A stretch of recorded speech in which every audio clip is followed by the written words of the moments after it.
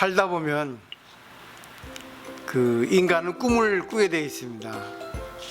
밤에 잠을 자면은 낮잠을 자도 꿈을 꾸는 경우가 있습니다. 근데 동물도 꿈을 꾸는지 어떤지 여러분들 어떻게 생각하시나요? 동물도 꿈을 꾼다 합니다. 동물도 꿈을 꿔요. 인간도 꿈을 꾸고. 근데 동물은 꿈을 안 꾼답니다. 아니, 꿈을 꾼다 해놓고 왜 꿈을 안 꾼다고 하냐? 뜻이 있습니다. 꿈이라고 하는 것은 해석을 해야만이 꿈이라고 말을 할 수 있다는 겁니다. 꿈이라고 하는 것은 해석을 해야만이 꿈이라고 하는 그런 가치가 탄생을 한대요. 근데 동물은 아무리 꿈을 꾼다 하더라도 해석을 할 수 없으니까 꿈이라고 할 수 없겠죠. 제가 이 말씀을 해드리려면 꿈도 해석을 해야지만이 꿈이라고 할 수 있는데 우리 이 세상에 살아가는 거 모든 것이 꿈이라고 선사들은 얘기를 하고 있습니다. 그러면 이 세상 모든 게 꿈이라고 한다면은 자기가 하고 있는 그런 인연 일들, 여러 가지 일들, 여러 가지 사건들, 여러 가지 기억들 전부 꿈 아닌 것이 없습니다. 그것들에 대해서 어떻게 해석을 하는가 다 해석을 하고 있어요. 근데 꿈 해몽가가 잘 해몽을 하면 재밌게 살아갈 수 있는 거고, 꿈 해몽가가 잘 해석을 못하면 잘 살아갈 수 없을 거예요. 이 세상에 살아가면서 우리가 가장 제일 알아야 하는 것이 뭐냐면 이 세상의 성립입니다. 그리고 인간의 심리예요. 이 세상의 성립도 모르고 인간의 심리도 모르면 그 사람은 살아가는 데 있어서 조금 피곤해요. 그리고 조금 재미있게 살아갈 수 없습니다. 그리고 대우도 어떻게 보면 못 받아요. 그건 어쩔 수 없는 현실입니다.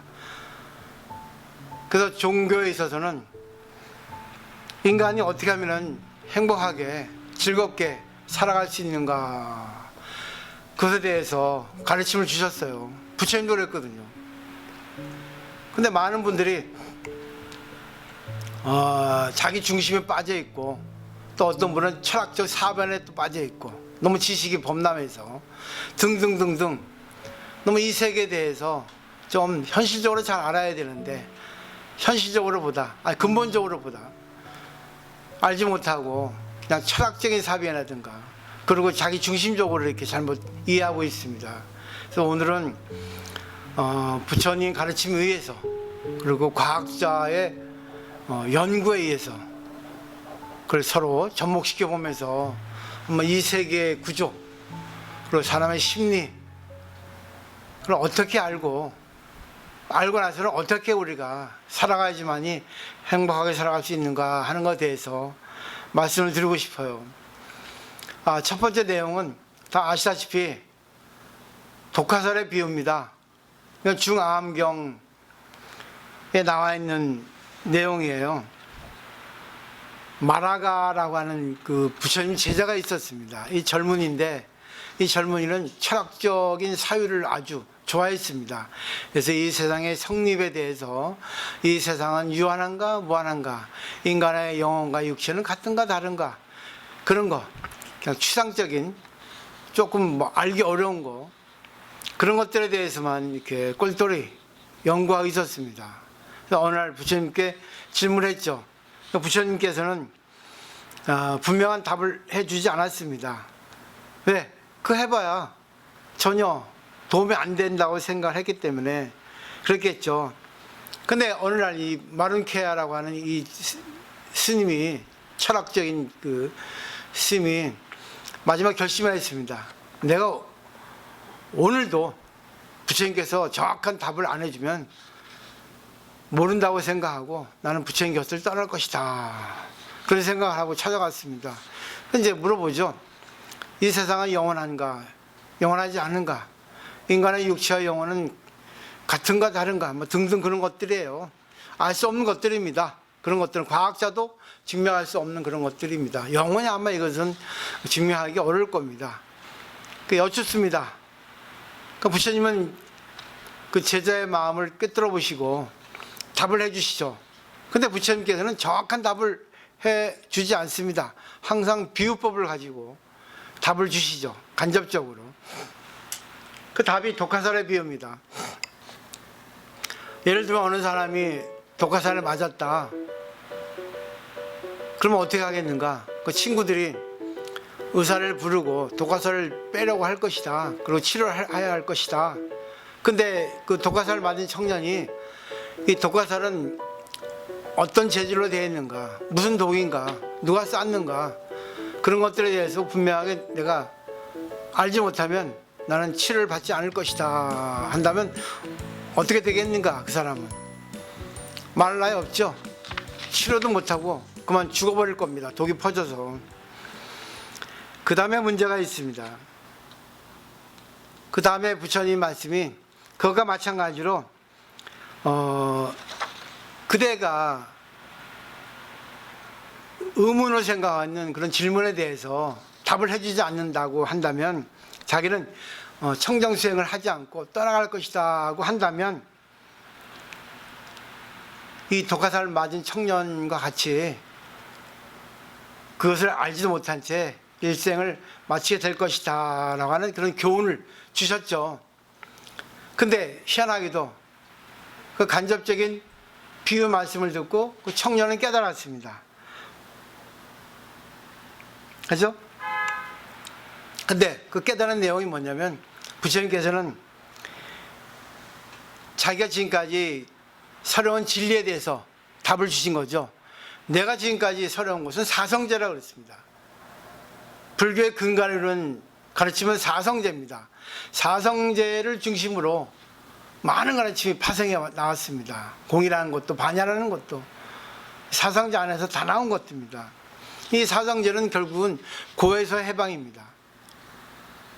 일체 계고에서 열반적정으로 이르는 그 길을 갖다 가르쳐 주는 겁니다. 근데 이 세계가 유한인가 뭔가, 영혼과 육체는 같은가 다른가, 그런 것에 대해서 알았다고 해가지고 고에서 해방이 이루어지겠는가? 이루어지지 않는다는 겁니다. 아무리 많은 지식이 있다고 해도 지금 고에 당면한 그 자리에서 고를 해결할 수 있는가? 그게 더 중요하다는 얘기입니다. 어떻게 생각하세요? 자, 그래서 부처님께서는 마지막으로 말씀하시죠. 마른 쾌하야, 내가 가르쳐온 이것에 대해서 그대가 진실로 받아주면 어떨까? 이렇게 부탁을 하시는 거죠. 아주 마른 쾌하는 받아들였습니다. 생각을 해보세요. 여기서 독화살의 비유가 우리에게 던지는 질문은 무엇이겠습니까? 우리에게 던지는 내용은 뭐겠어요? 우리는 말 안 듣습니다. 심지어 자기가 어떤 고민에 대해서 상담을 하러 갔습니다. 근데 자기가 원하는 대답을 그 상담자가 해주지 않으면 안 받아들입니다. 자기가 고를 갖고 있는데, 자기가 고를 갖고 있는 그것과 동시에 자기가 원하는 답을 갖고도 있습니다. 근데 그건 욕망이에요. 자기가 원하는 답입니다. 상대가 자신이 생각하는 답과 같은 걸 해주지 않으면 안 받아들입니다. 사람들은 참 문제 많습니다. 자기가 원하는 것만 상대가 얘기를 해줘야 되는 거예요. 근데 그게 틀리거든요. 그런 경우가 많이 있습니다. 심지어 병원에 가서 자기 병을 진찰 받았는데 의사가 자기에게 맞는 처방을 해주지 않으면 그 의사 돌팔이라고 다른 병원에 갑니다. 이게 중생의 심리예요. 그럼 부처님께서는 어떻게 해야 되는지 가르쳤습니까? 맨 마지막에 뭐였어요? 이 페이지 넘겨보세요. 지금 내가 해야 할 것이 무엇인가? 지금 당면된 과제가 무엇인가? 그래서 불교에서는 공식이 있죠. 즉금, 당처, 자기입니다. 지금 내가 이 자리에서 지금 인연된 거, 당면의 문제, 지금 처해진 이것에 대해서 내가 어떻게 관계를 해야 되는가, 어떻게 받아들여야 되는가, 그걸 분명히 이해해야 됩니다. 이해하고 난 뒤에는 실천을 해야 되겠죠. 그 자리에 그 문제에 대해서 분명히 해야 되는데, 사람들은 과거의 기억을 가지고 자기의 욕망을 이끌어와서 자기가 원하는 답을 주지 않으면 풀어지지 않습니다. 거꾸로 신앙을 하고 있는 거예요. 불교 공부를 한다고 해도 전부 자기 중심의 불교 공부를 하고 있습니다. 독화살의 비유는 이거를 얘기하고 있는데, 과연 지금까지 어떻게 받아들이셨어요?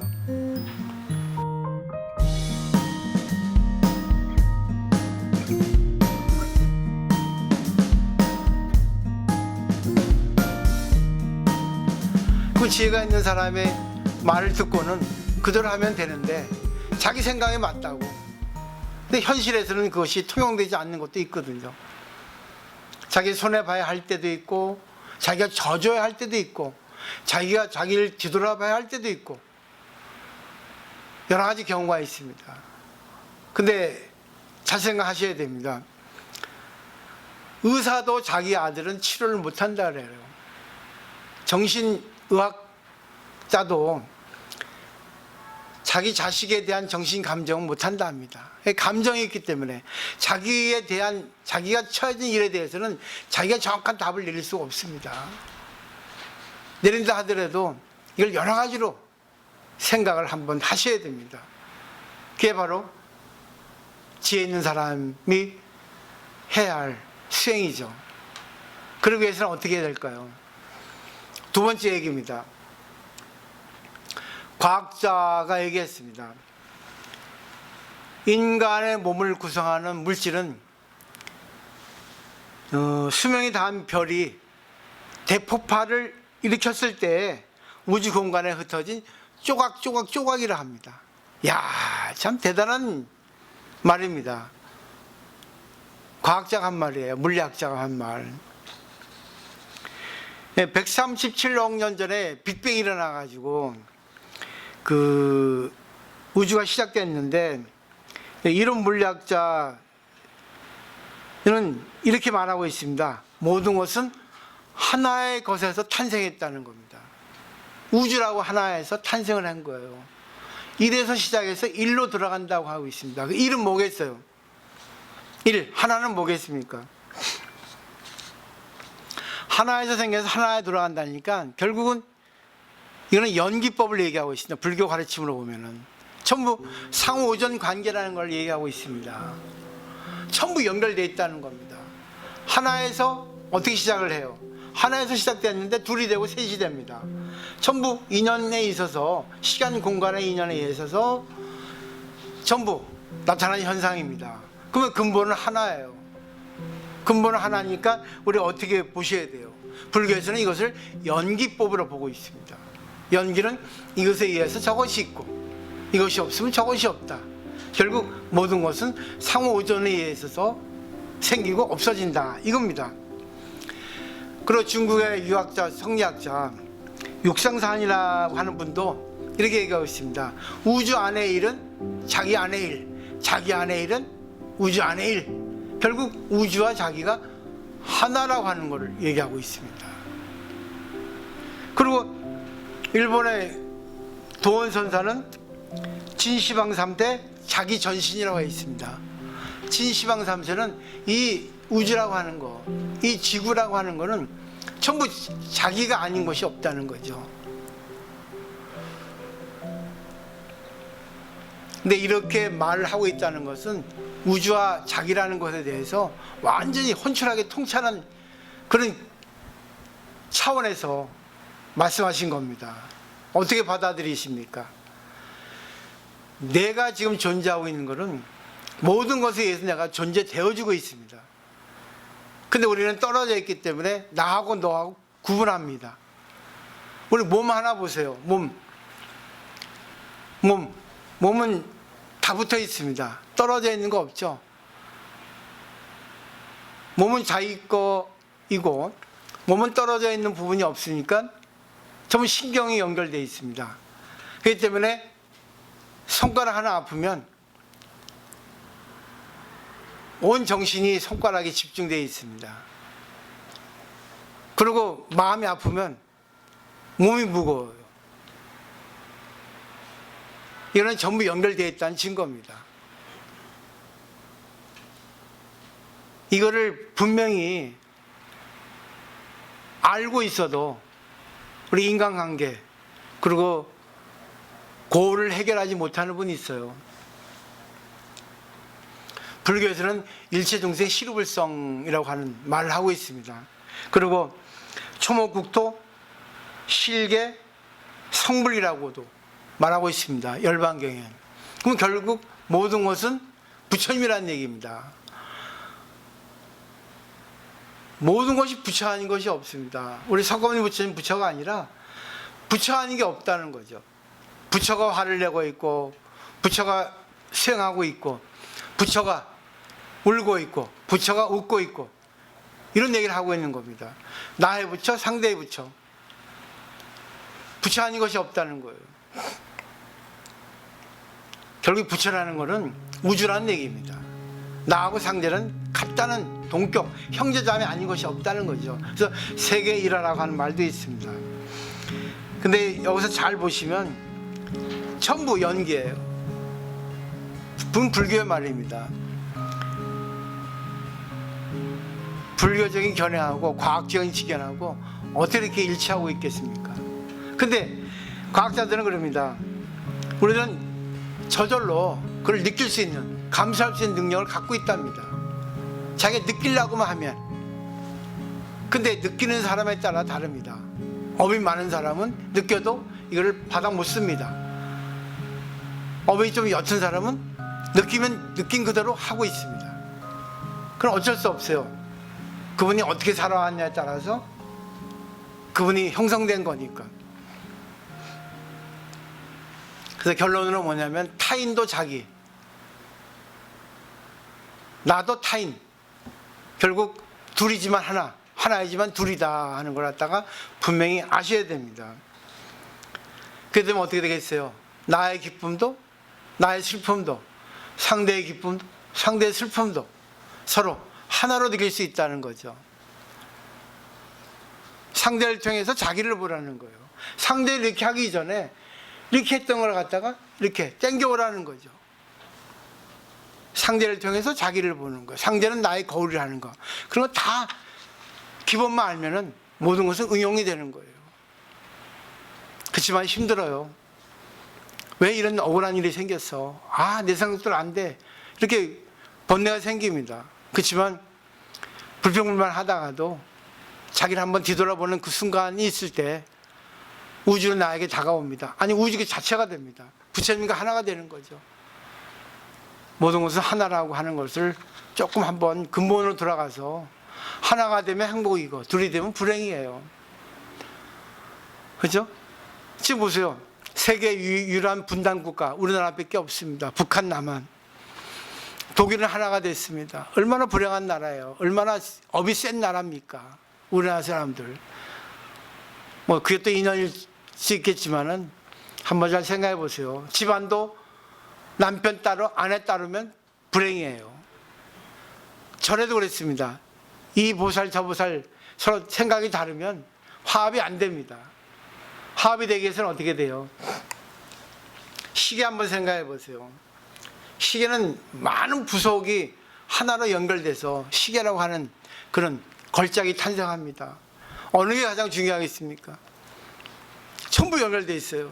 어느 하나도 필요하지 않은 것이 없습니다. 우리 신도도 하나도 필요하지 않은 분이 없어요. 근데 시계처럼 하나로 연결돼서 제대로 들어갈 수 있는, 그거는 결국은 공부를 하셔야 됩니다.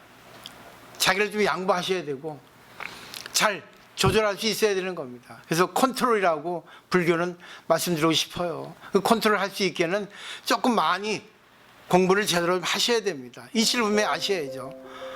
뭐 전생에 선근 공덕이 있어서 저절로 아는 분도 있지만은 생애지지라고 해서 그런 사람은 드물어요. 그래서 제일 중요한 거는 어떤 문제가 생겼을 때 그 문제는 자기를 깨우쳐주기 위해서, 성장시켜주기 위해서 부처님께서 일부러 보내준 선물이라고 받아들일 수 있으면은 문제는 해결될 뿐 아니라 상대와 관계도 서로 좋아지게 된다는 거죠. 상대가 내가 상대 하나가 될 수 있는 찬스라고 하는 것을 분명히 한번 생각해 주시면 고맙겠습니다.